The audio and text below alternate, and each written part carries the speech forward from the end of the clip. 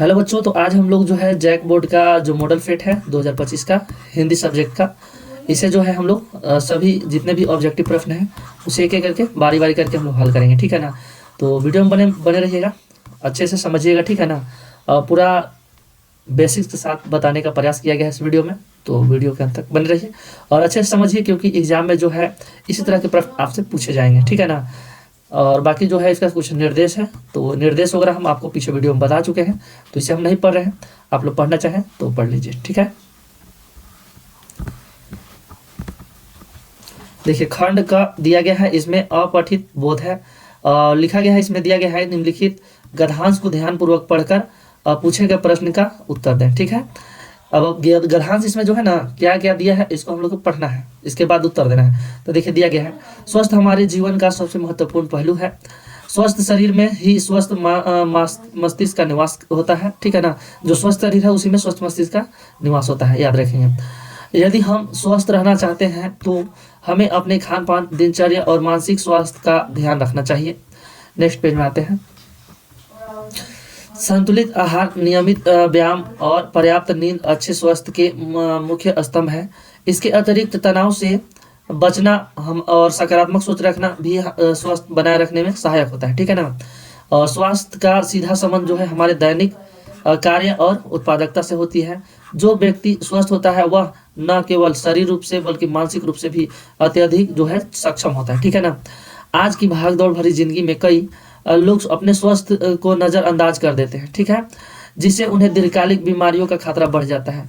इसलिए हमें अपने स्वास्थ्य के प्रति सजग रहकर एक स्वस्थ और सुखी जीवन जीने का प्रयास करना चाहिए। ठीक है ना। ये हम लोग का पैराग्राफ था, गद्यांश था, इसे हम लोग पढ़ चुके हैं। अब इसके अनुसार जो है ना हम लोग को उत्तर देना है।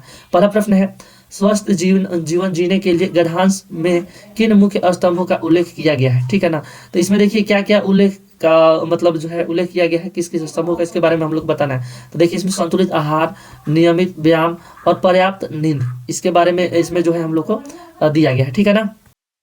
चलिए नेक्स्ट प्रश्न है दूसरा नंबर, स्वस्थ सीधा संबंध किससे है। स्वस्थ का जो सीधा संबंध है किससे है। तो देखिए, स्वस्थ का संबंध जो हम लोग पैराग्राफ में जो हम लोग गद्यांश है इसमें जिस हिसाब से बताया गया है उसके अनुसार बताना है। ठीक है ना। तो स्वस्थ का सीधा संबंध जो है दैनिक कार्य और उत्पादकता से है। ठीक है ना। मतलब हम लोग जो काम करते हैं ना उससे है, और उत्पादन जो होता है उससे है। ठीक है। चलिए अगला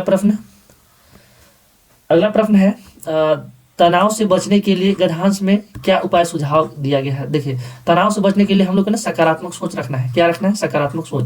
तो हम लोग का ऑप्शन जो बी है, सकारात्मक सोच, सही है। ठीक है। नेक्स्ट प्रश्न है, भाग दौड़ भरी जिंदगी में स्वास्थ्य को नजरअंदाज करने का क्या परिणाम हो सकता है। तो अभी आप लोग के ऊपर में पैराग्राफ में बताए थे कि स्वास्थ्य करके हम लोग नजरअंदाज करके चलेंगे तो हम लोग को बहुत बड़ा प्रॉब्लम हो सकता है। इससे हम लोग को दीर्घकालिक बीमारियों का खतरा हो सकता है। यहाँ पर ऑप्शन बी जो है सही है।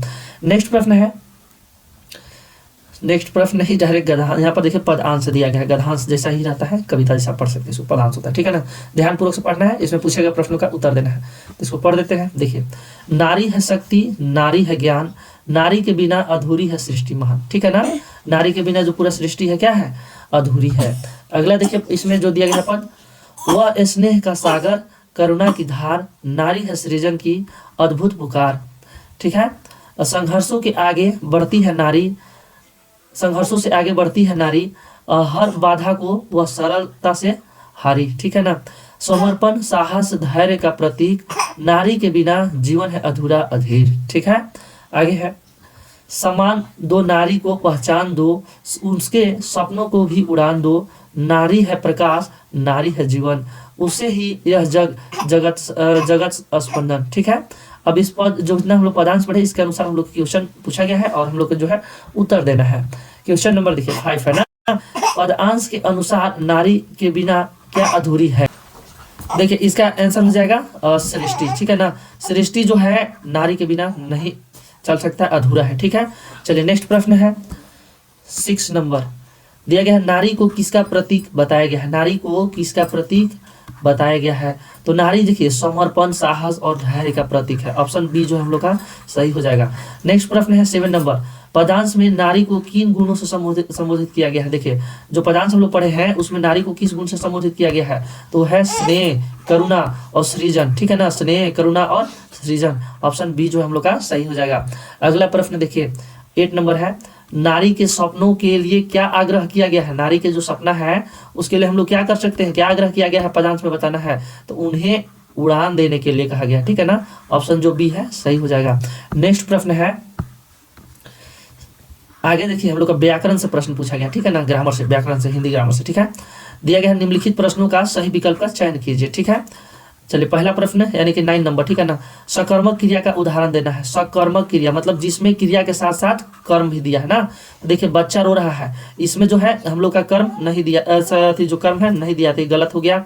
बी है मैं खाना खा रहा हूँ, तो ये देखिए सकर्मक है, बी वाला ऑप्शन जो है हम लोग का सही हो जाएगा।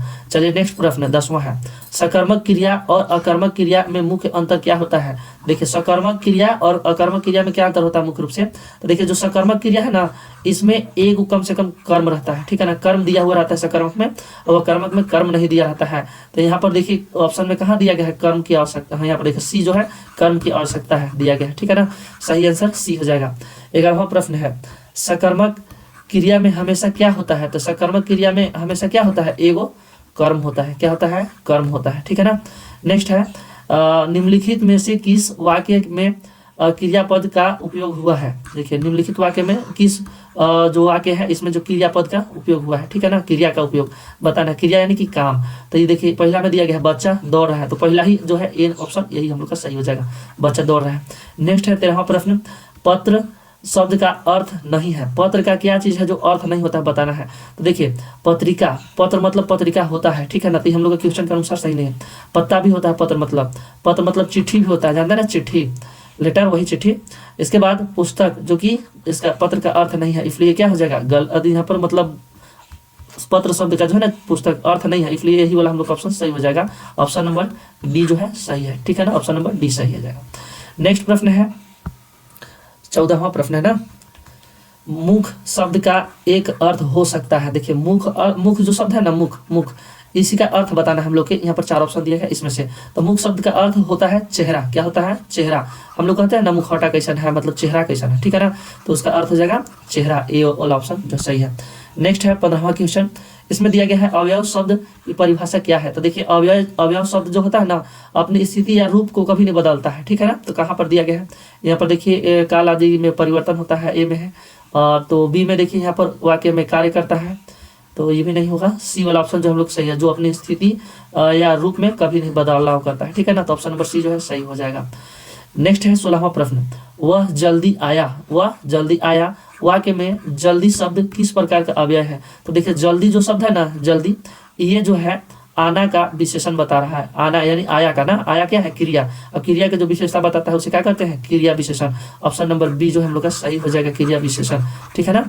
चलिए नेक्स्ट प्रश्न है 17वां, राजमहल शब्द किस प्रकार का समास है। तो देखिए राजमहल जो है ना तत्पुरुष समास है, क्योंकि राजा का महल यानी कि यहाँ पर जो है तत्पुरुष समास है, तो ऑप्शन में हम लोग यहाँ पर ढूंढ लेंगे, ए में ही दिया गया है ना, तत्पुरुष समास हो जाएगा।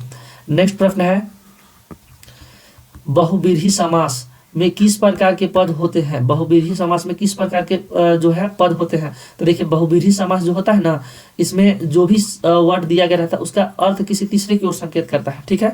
तो देखते हैं हम लोग कहाँ पर है, यहाँ पर है दो पदों, पहला नंबर में है दो पदों का अर्थ एक साथ मिलकर नया अर्थ बनाता है। एक है दोनों पद का अर्थ एक ही होता है। इसके बाद है पहला पद दूसरे पद का विशेषता बताता है। और तीसरा डी नंबर में जो है समास का अर्थ दोनों पद से अलग होता है। तो बिल्कुल है समास का जो अर्थ है दोनों पद से अलग होता है, ठीक है ना, ऑप्शन नंबर डी जो है सही हो जाएगा, ठीक है ना। चलिए नेक्स्ट प्रश्न है 19वां नंबर, ठीक है ना। 19वां में है तुम स्कूल जाओ और मैं घर पर रहूंगा। देखिए यहाँ पर देखिए जो है ना दो प्रकार के काम हो रहा है, एक जाने के लिए और एक घर पर रहने के लिए। इसमें जो है दो क्रिया है, कितना क्रिया है, दो क्रिया है, और साथ में यहाँ पर देखिए दो जो है कर्ता भी है, तुम भी है और एक मैं भी है, तो दो कर्ता है और दो क्रिया भी है, इसलिए ये जो वाक्य होगा ये होगा हम लोग का संयुक्त वाक्य, जो कि है संयुक्त वाक्य, ऑप्शन नंबर सी में सही हो जाएगा ना। नेक्स्ट प्रश्न है 20वां नंबर, मैंने उसे बुलाया क्योंकि वह देर से आया था। मैंने उसे बुलाया क्योंकि वह देर से आया था। यहाँ पर देखिए यहाँ पर वाक्य में देखिए दिया गया है उसे, क्या दिया गया है, उसे, और यहाँ पर दिया गया है वह, दो यहाँ पर देखिए करता है ना, एक उसे है और एक है वह, ये दोनों एक ही चीज के लिए है, ठीक है ना। वाक्य में लग रहा है कि दो काम हुआ है, ठीक है ना, बुलाना और एक है आना, ठीक है ना, बुलाना आना। लेकिन यहाँ पर जो है क्योंकि भी दिया है साथ में, इसलिए ये जो है किस प्रकार के वाक्य हो जाएगा, तो ये हो जाएगा हम लोग का संयुक्त नहीं, मिश्र वाक्य हो जाएगा। क्या हो जाएगा?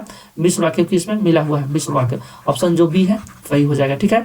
नेक्स्ट प्रश्न है 21वां नंबर ना, 21वां नंबर, और खंड भी यहाँ पर बदल गया है, खंड ग में आ गया है ना। ये पाठ्यक्रम पुस्तक से, मतलब पुस्तक से दिया गया है, ठीक है। पढ़ लेते हैं इसको क्या दिया है। निम्नलिखित गद्यांश को ध्यानपूर्वक से पढ़कर दिए गए प्रश्नों के लिए सही उत्तर का चयन करें। तो पहले हम लोग पढ़ लेते हैं थोड़ा सा जो गद्यांश दिया गया है। बार बार सोचते क्या होगा उस कौम का जो अपने देश की खातिर गृहस्थी जीवनी जिनकी सब कुछ होम देने वालों पर भी हंसती है, ठीक है ना। मतलब जो भी अपना घर गृहस्थी सब चीज दान करते, मतलब निछावर करते हैं, उन पर भी लोग हंसते हैं और अपने लिए बिकने के मौके ढूंढते हैं। दुखी हो गए 15 दिन बाद फिर उसी कस्बे से गुजरे, ठीक है ना। मतलब लोग दुखी हो गए उसी कस्बे से 15 दिन बाद गुजरे। कस्बे में घुसने से पहले ही ख्याल आया कि कस्बे हृदय स्थली में सुभाष की प्रतिमा अवश्य ही प्रतिष्ठापित होगी, लेकिन सुभाष की आंखों पर चश्मा नहीं होगा। चलिए गद्यांश पढ़ लिया हम लोग। अब ये जो है ना, इसका जो प्रश्न उत्तर दिया गया है उसे पढ़ते हैं। तो गद्यांश में लेखक को किस बात का दुख हो रहा है? तो देखिए ए में है कौम की मानसिकता और अपने देश की प्रति उनकी निष्ठा, ठीक है ना। तो ऑप्शन ए ही सही हो जाएगा, ठीक है ना। इसीलिए उनको जो है दुख हो रहा है लेखक को, ठीक है। ऑप्शन ए जो है सही हो जाएगा। नेक्स्ट प्रश्न है 22 नंबर दिया गया है। गद्यांश में लेखक का यह विचार सुभाष की आंखों पर चश्मा नहीं होगा का क्या अर्थ है? तो देखिए ए में दिया गया है चश्मा सुभाष चंद्र बोस की पहचान का हिस्सा नहीं था। बी में दिया गया है सुभाष चंद्र बोस की मूर्ति में कोई कमी नहीं थी, जो कि राइट आंसर जो है हम लोग का बी वाला हो जाएगा, बी, ठीक है ना। यही ऑप्शन सही है। चलिए नेक्स्ट प्रश्न है। प्रश्न से पहले यहाँ पर भी गद्यांश दिया है ना। अब बेटे के क्रियाक्रम में तुल नहीं किया, पतोहू से आग दिलाई उसकी, किंतु जो भी श्राद्ध की अवधि पूरी हो गई, पतोहू के भाई को बुलाकर उसके साथ कर दिया, यह आदेश देते हुए कि इसकी दूसरी शादी करा देना। इधर पतोहू रो रो करके कहती है मैं चली जाऊंगी तो बुढ़ापे में कौन आपके लिए भोजन बनाएगा, बीमार पड़े तो कौन आपको एक चूल्ही पानी भी देगा। मैं पैर पड़ती हूँ, मुझे अपने चरणों से अलग नहीं कीजिए। लेकिन भगत का निर्णय अटल था, तू जा नहीं तो मैं इस घर को छोड़कर चल दूंगा, ठीक है ना। यह थी उनकी आखिरी दलील, और इस दलील के आगे बेचारी की क्या चलती। ये जो है बाल गोविंद भगत जी का जो अध्याय है उससे लिया गया गद्यांश, ठीक है ना। चलिए अब आगे हम लोग इसका प्रश्न का उत्तर लिखेंगे, मतलब चयन करेंगे। प्रश्न नंबर 23 है ना। भगत का निर्णय क्या था? जो बाल गोविंद भगत जी थे उनका क्या निर्णय था? तो पतोहू को घर में ही रखना या पतोहू की दूसरी शादी कराना? तो ये है सही आंसर जो भी है, पतोहू का दूसरी शादी कराना, ठीक है ना। एक बाद है 24वां नंबर प्रश्न। पतोहू ने क्या कहा था जब भगत ने उसे घर छोड़ के जाने के लिए कहा, ठीक है ना। तो पतोहू जो बोली थी कि ऑप्शन के अनुसार देखते हैं हम लोग पहले कि इसमें क्या क्या दिया है। मैं घर से नहीं जाऊंगी, पतोहू बोली थी। एक बाद बी नंबर में है मैं दूसरी शादी करूंगी, और सी में है मैं आपके बुढ़ापे के लिए भोजन बनाऊंगी, और डी में है मैं घर छोड़ने को तैयार हूँ। तो देखिए इसमें जो है ऑप्शन नंबर हम लोग का सी सही हो जाएगा, लेकिन ए भी सही है क्योंकि मैं घर से नहीं जाऊंगी भी पतोहू बोली थी, ठीक है ना। तो सी हम लोग का ज्यादा सही है क्योंकि उसका उद्देश्य क्या था घर नहीं छोड़ने का, क्योंकि उस बुढ़ापे का भोजन बनाने के लिए, सहारा बनने के लिए थी ना। तो इसलिए ऑप्शन नंबर जो हम लोग का सी सही है। नेक्स्ट है 25वां प्रश्न। उससे पहले हम लोग का फिर से पदांश आ गया है, वो पदांश पढ़ना है ना। ध्यानपूर्वक से पढ़ के पदांश को और सही उत्तर का चयन करना है। देखिए है भुजबल भूमि भूप बिनी किन्ही, विपुल बार मही देवन दिन्ही, सहस बाहु भुज छेदन निहारा, परशु बिलोकु महिप कुमारा, मातु पितही जनी सोचबस करिसी महिष किशोर, ठीक है ना। गर्भन्हा के अवरक दलन परशु मोर अति घोर, ठीक है। ये दिया गया है हम लोग का पद। अब इस पद के अनुसार हम लोग को उत्तर देना है। देखिए यहाँ पर दिया गया है गर्भन्ना के अभ्रक दलन में अभ्रक क्या क्या अर्थ है? अभ्रक मतलब होता है बच्चा, क्या होता है? बच्चा। तो ऑप्शन नंबर सी में दिया गया, देखिए बच्चा। नेक्स्ट प्रश्न है महिप कुमार किसे कहा गया है? तो देखिए महिप कुमार यहाँ पर जो है पदांश में हम लोग का लक्ष्मण जी को कहा गया। किसको कहा गया है? लक्ष्मण जी को। तो ऑप्शन कहा है, हाँ यहाँ पर देखिए लक्ष्मण जी, ठीक है ना। सी ऑप्शन में दिया गया लक्ष्मण जी, सही है। नेक्स्ट प्रश्न है 27 नंबर। विपुल बार देवन्हा दीन्हा में महिदेव किसका संदर्भ है? मतलब महिदेव जो शब्द है ये किसके लिए यहाँ पर उच्चारण किया गया है? तो महिदेव मतलब होता है महादेव, मतलब शंकर जी, भोलेनाथ जी, ठीक है ना। तो ऑप्शन यहाँ पर ए में ही दिया गया है, महादेव शिव, ठीक है ना, ये वाला सही हो जाएगा। नेक्स्ट प्रश्न है 28 नंबर, परशु बिलोकु महिप कुमार में परशु किसके लिए प्रयुक्त हुआ है? तो देखिए परशु मतलब होता है एक प्रकार का ये अस्त्र है, ठीक है ना, जिसे हम लोग गांव में शायद क्या बोलते हैं, फरसा बोलते हैं, ठीक है ना, फरसा। तो ये एक प्रकार का अस्त्र है। तो ऑप्शन में यहाँ पर देखिए दिया ही गया है एक युद्ध अस्त्र, ठीक है ना, ये वाला सही हो जाएगा 28 के। नेक्स्ट प्रश्न हम लोग देखते हैं 29वां, गंतोक का क्या अर्थ है? देखिए गंतोक का अर्थ होता है, डायरेक्ट इसका समझ लीजिए पहाड़, क्या होता है? पहाड़ ना, यहाँ पर डी में दिया गया है, देखिए पहाड़। नेक्स्ट प्रश्न है, जितेन नार्गे की जीप किसकी तस्वीर, जीप में किसकी तस्वीर लगी हुई थी? ए में है महात्मा गांधी, बी में है दलाई लामा, सी में है महात्मा बुद्ध और डी में है महावीर की। तो देखिए उनकी जो जीप थी ना उसमें तस्वीर लगी थी दलाई लामा की, किसकी? दलाई लामा की। ऑप्शन बी जो सही है। बाकी बच्चों आप लोग के और सब्जेक्ट का भी है जो सभी प्रश्नों का उत्तर जो है बनवाया गया है, सॉल्यूशन कराया गया है, आप लोग उसका भी वीडियो देख सकते हैं और तैयारी कर सकते हैं। आप लगन के साथ तैयारी कीजिए क्योंकि आपका एग्ज़ाम बहुत ही करीब, आपका पल पल जो है समय गुजरते जा रहा है एग्ज़ाम देने के लिए। तो तैयारी में कमी किसी प्रकार से मत कीजिए, ठीक है ना, ईमानदारी से तैयारी कीजिए, मेहनत कीजिए, आपका मेहनत ही फल लाएगा, फल देगा, ठीक है।